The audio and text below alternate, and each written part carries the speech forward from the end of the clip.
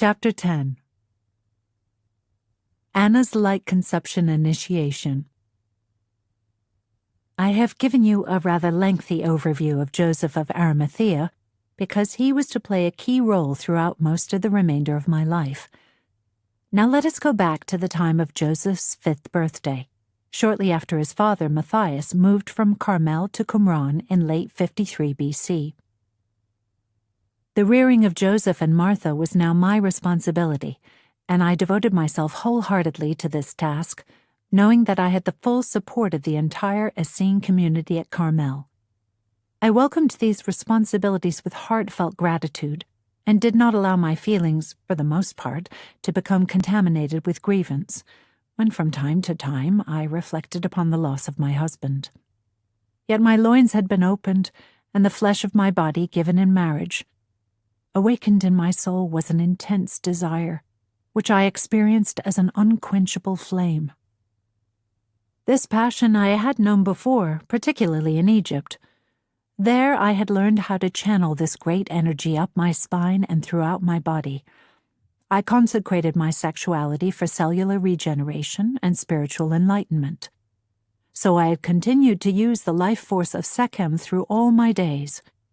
Even though I had been a hand-maiden of Hathor and Isis, given my energy to the enactment of mystical marriage with young initiates, both male and female, who came into the temples to be open to high tantric alchemy, I was never married.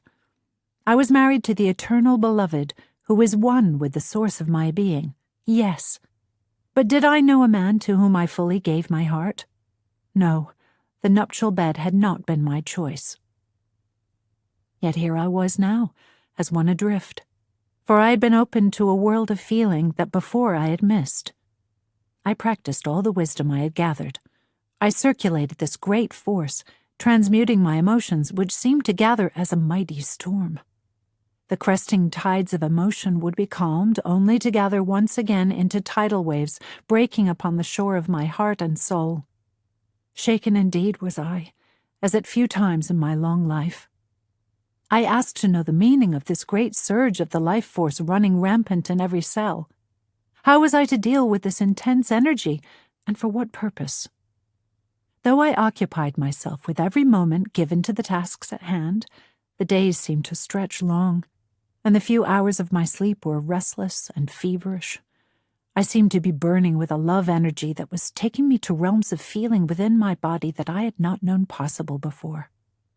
A great compassion filled my soul for those who had come to me in the past, consumed by these flames. Then I had dismissed the intensity of their experience and had sent them off to cool according to the ways I had known to accomplish quiescence in myself. Could they have felt as I was feeling now? If so, then I had been amiss in serving them. Nothing that had once calmed the tide of emotion and the flames that burned my heart and loins seemed to work for me now. I knew no one in our compound I could go to for advice.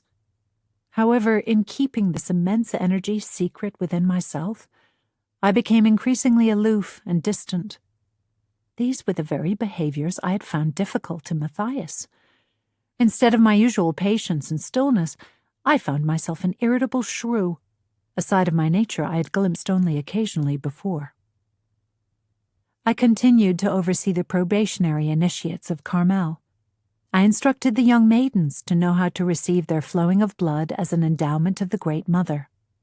I assisted the young men regarding the ways of honoring their manhood and the conservation of their seed.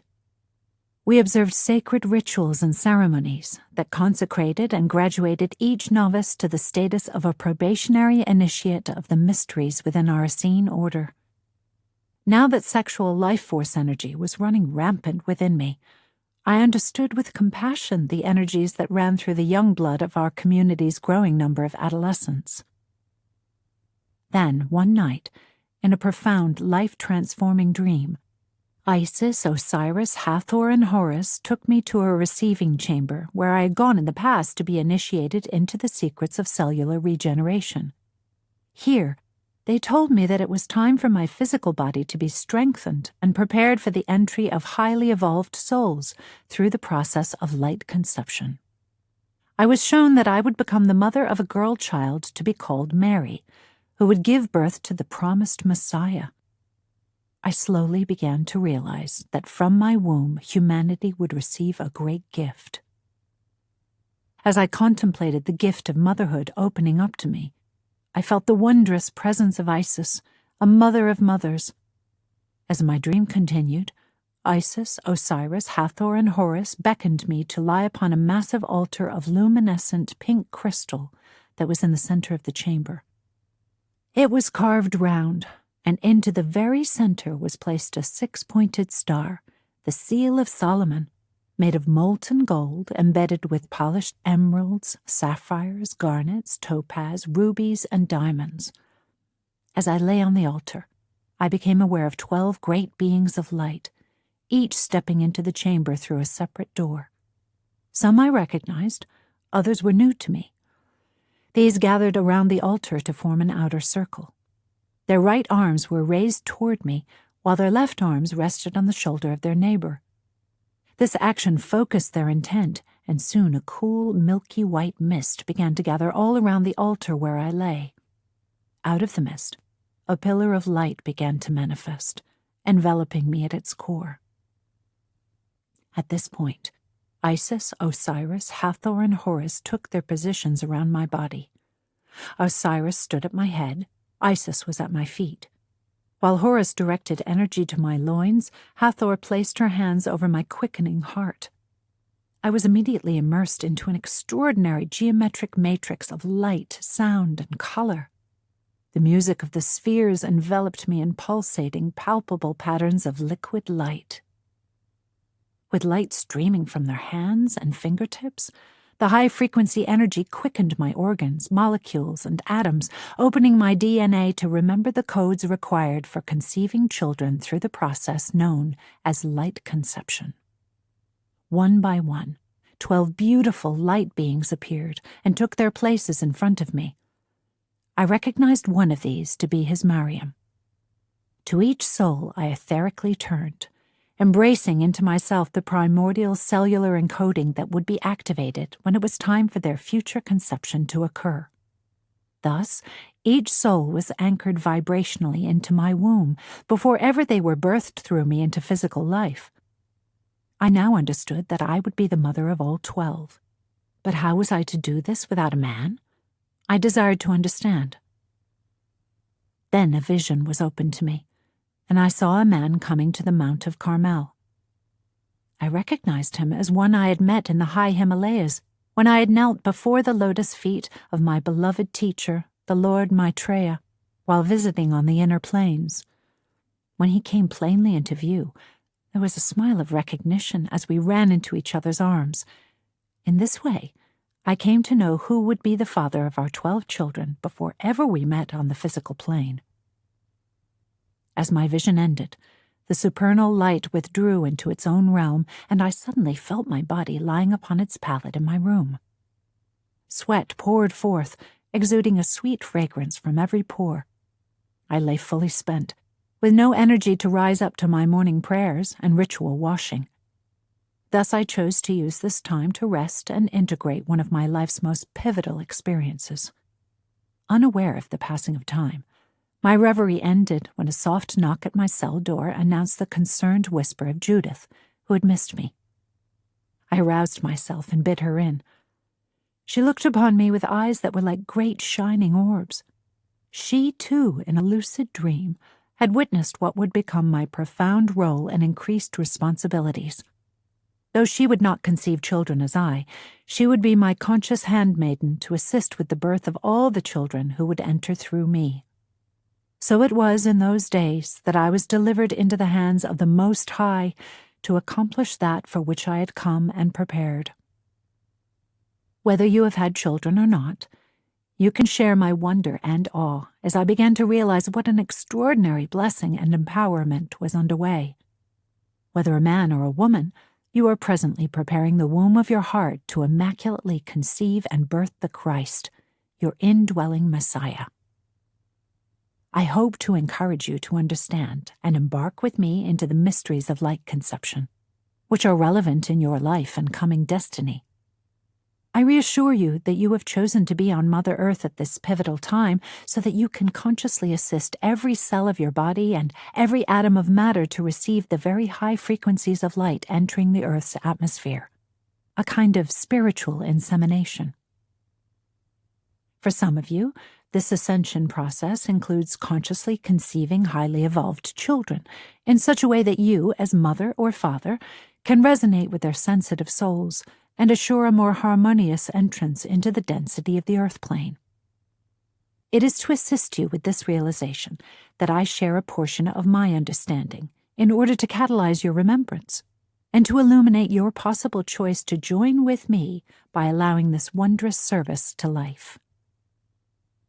Many of the children being light conceived are adepts and ascended masters who are returning to participate in an unprecedented way with the great work of global ascension. Many of the new souls coming forth have never incarnated on planet Earth, and many of them have never experienced such physically dense bodies before. They are coming to serve as emissaries of pure love, and many are bringing much required transformational technologies to bring forth the golden age. All of these children are calling forth a conscious support team, as did my grandson Yeshua 2,000 years ago. They indeed also reflect your own inner golden child, who shall lead the way into a golden dawn. Whether conceiving children in the light or allowing the alchemy of light to transmute your body, emotions, and mind, I wish you to understand that the ascension process you are passing through is a light conception. As you and Mother Earth are being impregnated with light, you are serving the great work of spiritualizing matter, which assists humanity's ignorant, warlike resistance to unity and harmony to shift. While this occurs, the earth plane can hold more and more coherent higher dimensional patterns of unity or Christ consciousness as you harmonize the accompanying chaotic birth pangs. In this moment, you are simultaneously pregnant with the Christ light while giving its presence birth in your every action. It may be that you choose to be a conscious parent, remembering how to literally conceive children in the highest frequencies of light. It may be that you are a conscious midwife, spouse, relative, or friend assisting coherent love energy to enfold mother and child during pregnancy, birth, and childhood. Whether you are participating in literal or figurative light conception, you are giving birth to the presence of the Christ in yourself, and you are assisting all life to remember the power of love. As you realize that you are the Christ and an emissary of love, you can co-create harmonious, supportive environments in which highly conscious children may easily express and manifest the love they are here to share and demonstrate.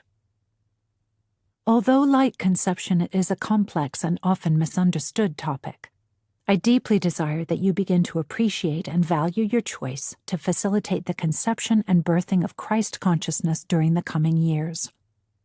I will remind you again, my dear friend, that it is primarily for the purpose of midwifing the birth of Christ or unity consciousness within all of life that I am sharing my story with you. My immense love and support are freely offered as you choose to awaken and realize your highest destiny every moment of this present lifetime.